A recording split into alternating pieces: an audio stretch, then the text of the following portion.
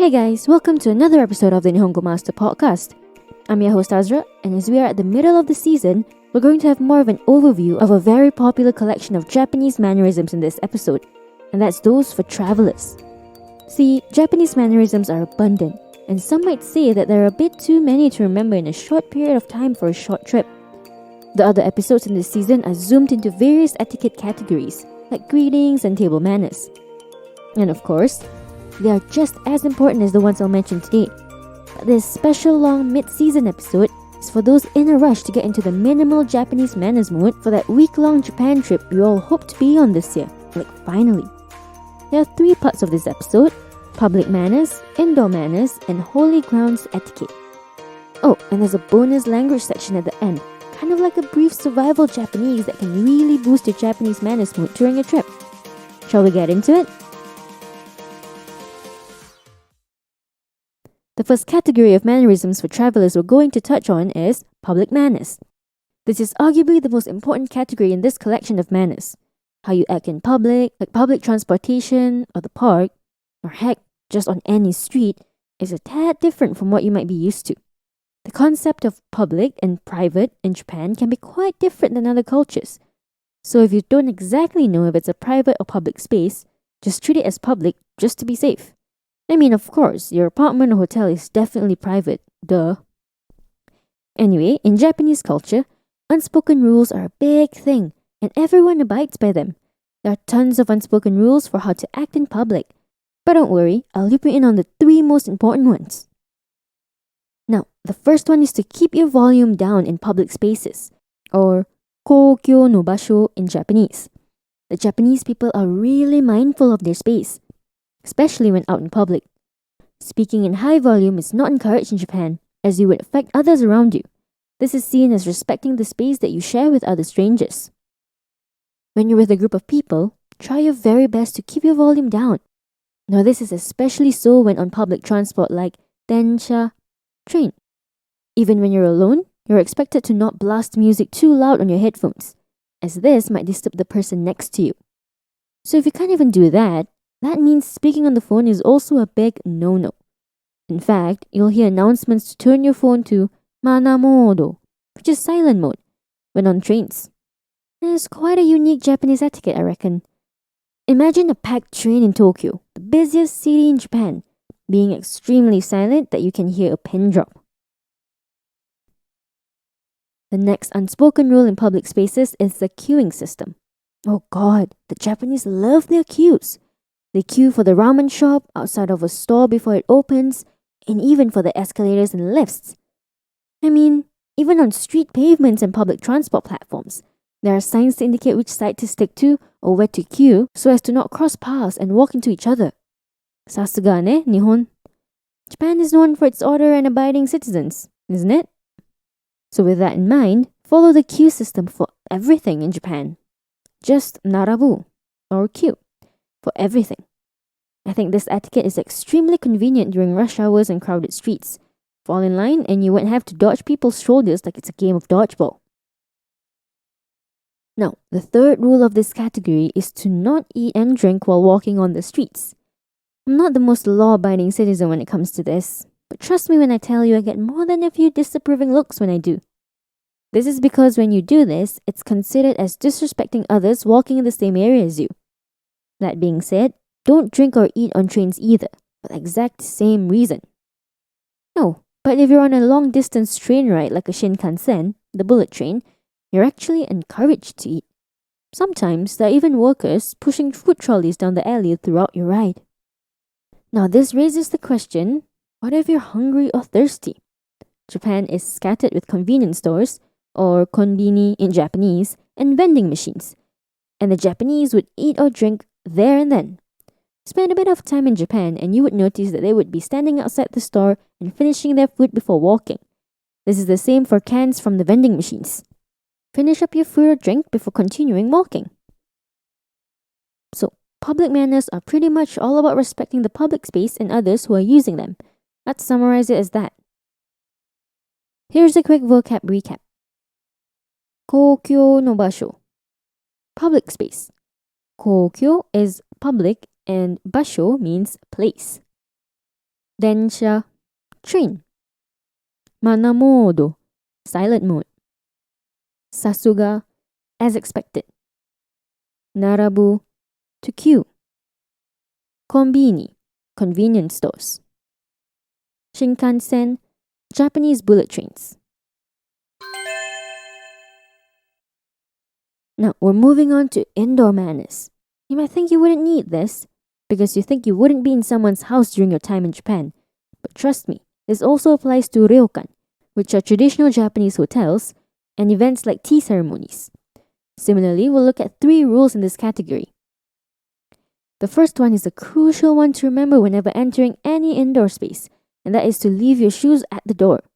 Some of us come from cultures and countries where it's normal to wear your outdoor shoes in your house, but in Japan, there's a very clear distinction between soto, outside, and uchi, inside. In fact, you might find yourself taking off your footwear quite often. Traditional places like shrines and temples, ryokan and izakaya, and even restaurants would require you to take off your shoes before entering. If you don't know if you need to take them off, ask a staff member. You could also observe the people around you to see if they're taking off their shoes. Oftentimes, when entering an indoor space, you will find a genkan, which is the entrance area. This bit is considered as soto, even though you're indoors, and it's where you remove or put back on your outdoor shoes. The indoor space is usually elevated and can be covered by a different type of flooring, so that's your best way to differentiate the two. In some cases, you'll be given indoor shoes, most likely slippers. I've picked up the habit of wearing indoor shoes in my home too. Now, the next rule isn't exactly a hard and fast rule, but it's linked to the first one. Wear socks if possible, because they'll be on display quite a bit. Some places don't offer indoor slippers, and the Japanese believe that having socks on in the house is better than bare feet, so as to not carry dust around. But hey, like I said, not a must-do. The one time you should definitely consider wearing socks is when you're visiting a traditional indoor space. Say, for example, you're going to a traditional tea ceremony in Japan. Most of the time, these events are taking place in a tatami mat room, and it's better to walk on tatami with socks so as to not damage the flooring. Oh, and a bonus for you. You might want to take note that during this event, you ought to sit in the seiza position, which is considered the proper way of sitting for the Japanese, where you're in a sort of kneeling position, with the bottom resting on the heels of your feet. Now, the third rule for indoor spaces is to take note of bathroom slippers. Sometimes in bathrooms, there will be bathroom slippers there. In this case, leave your house slippers, if you have them on, outside the bathroom and switch for the bathroom slippers when you enter. Don't forget to switch back after you're done. It's extremely common for foreigners to wear the bathroom slippers all the way back to the dining table. But don't worry, no one will fault you for that. It's an extremely common mistake. So, if you keep these 3 points in your head, you probably won't offend anyone indoors. Now, for a quick vocab recap. Uchi, inside. Soto, outside. Ryokan, traditional Japanese inn. Izakaya, Japanese-style pub. Genkan, the entrance bit in homes and other types of establishments. Seiza, the proper way of sitting in Japanese culture. By the way, if you haven't checked out our official website yet, why not give it a browse? At Nihongo Master, we offer efficient Japanese lessons that are quick, easy, and fun for Japanese language learners of all levels, from beginners to advanced. Our smart tools will assist you in areas where you need a little bit of a push and congratulate you on the ones you've aced. With a community of over 50,000 Japanese students, you're not alone on your learning journey. Make new friends and improve together with our point system, collecting points as you go along. Ask away any questions you have on our group discussion pages. There's sure to be others as well as our Japanese instructors that are quick to answer. You can also take Nihongo Master with you on the go and learn Japanese as you trot the globe. Practical, right? Moving on to the third category of Japanese mannerisms for travelers, and that's when you're visiting holy grounds. See, there are a lot of dera, temples, and jinja, shrines, in Japan. So many that you might even find yourself on holy ground without even realizing. Now, you might not find these pointers on any of the articles you googled online, because these 3 tips are from my own personal experience and observation.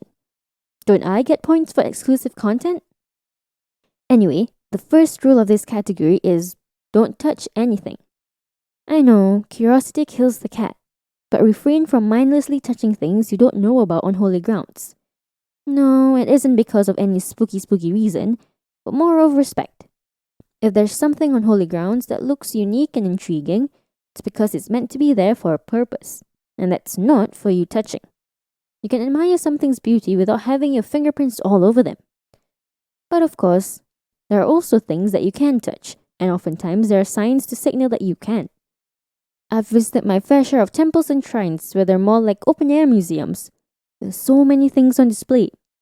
I had to resist the urge to touch everything though, so I'm not perfect either, guys. The next thing to remember when visiting holy grounds is that it's okay to ask if you don't know something. In fact, I recommend asking. Say, for example, you want to know if something is okay to touch. We're linking it to the first point here. Go up to any official staff worker on premises and ask them. Of course, in that case, it might be a bit difficult as some of them don't know English that well. We'll get into that in a bit at our language section later. In smaller, more local temples and shrines, there aren't that many signs that explain things. So I found myself always asking if I could enter a space or if I should take off my shoes. Basically any shitsumon or question you have in your head, it's so much better to get that clarified instead of wandering around and potentially misstepping. Now, the last rule, the general rule, is to behave respectfully. The first 2 points actually fall under this one, because if you think about it, the reasoning behind those 2 rules is because you're respecting the holy grounds. If you're entering a church or a mosque, you're going to behave respectfully just naturally, right? Similarly, with teras and jinjas, you should do the same. Things like keeping quiet, whisper instead of talking at a normal volume if you want to talk to your friend, observe what others are doing to give you a sense of what you can do. So as long as your actions are out of sonke, or respect, on the holy grounds, and in Japan in general, you really don't have to worry as much. Here's a quick vocab recap. Tera, temple. Jinja, shrine. Shitsumon, question. Sonke, respect. Now we have the bonus section, and that's the survival Japanese language that is going to boost your mannerisms in Japan during your travels. The first one is the magical word sumimasen, which is one of the most useful Japanese phrases you ought to know. Sumimasen doesn't really have a direct translation per se. It depends on how it's used. And depending on the context, sumimasen can be anything from a sorry to a thank you, which is pretty bizarre. But the closest translation to help you understand its most common usages is, excuse me. One common way to use it is to get someone's attention, like passing through a crowd or calling the waiter over. Another common way of using it is when you want to apologize. You might think it's gomen nasai, which is correct, but some would say that sumimasen is the more formal version of gomen nasai. Others would disagree and say it's the casual version. Anyway, regardless of which usage, I think it's crucial to know this word as it'll 100% help you out during your Japan trip. If you want to know more about this phrase, check out our Season 1, Episode 1, where we elaborate more on this phrase and 3 other useful Japanese phrases. Now on top of that, you might also want to consider learning the basics of Japanese. When going to any foreign country, it's no guarantee that everyone can speak English. In Japan, the first language is Japanese. And while the people here learn English in school, not everyone can speak it. To make your trip go more smoothly and just for the sake of convenience, learn basic Japanese, or what I would call survival Japanese. Pick up a cheap Japanese learning book and learn how to introduce yourself, how to order, how to ask questions, and how to ask for directions. At the beginning, it's okay if you can't put a sentence together quickly. Just the basics like migi and hidari, to mean right and left, or dei desu ka, which is a question to ask if something is okay to do, can go a long way. Our Season 4, Episode 11 discusses how to ask questions, even simple ones, in Japanese. Tune into that quick short episode. Or alternatively, You should subscribe to Nihongo Master right now. We have the best of the best materials to help you learn Japanese. Plus, we have a free 1-week trial. But hey, if you insist on using English, or you don't have time to brush up your survival Japanese, try your very best to speak slow and use basic words. I recommend adding gestures while you speak. Visual cues and basic words are a good combination to get your message across when there's a language barrier. Of course, it definitely helps if you know basic Japanese words as well. Like if you want to ask, is the toilet on the left? You can switch out some words to Japanese like, is the toire at hidari? Baby steps to mastering your Nihongo, am I right? So, these are the absolute minimal, essential Japanese etiquette that you should know when you travel to Japan. While these are general rules for travelers, it doesn't mean you should ignore them if you plan on living in Japan. In fact, you should know more than just these mannerisms. So stay tuned for the remaining episodes of this season. What didn't you know before this episode, and what have you learned about Japanese mannerisms in the past few minutes? Tell us your thoughts by commenting on our social media platforms. You can find us on Twitter, Facebook, and Instagram. Also, head over to the Nihongo Master blog if you're interested in reading up on topics like these some more. And if you're keen on picking up some more Japanese for yourself, pop onto our official website, nihongomaster.com, to learn more. While you're at it, why not get yourself a subscription? Get a head start on your Nihongo journey with Nihongo Master. Thank you so much for listening in. Join me in the next one, where I'll be walking you down the avenue of Japan's rich culture. Mata ne!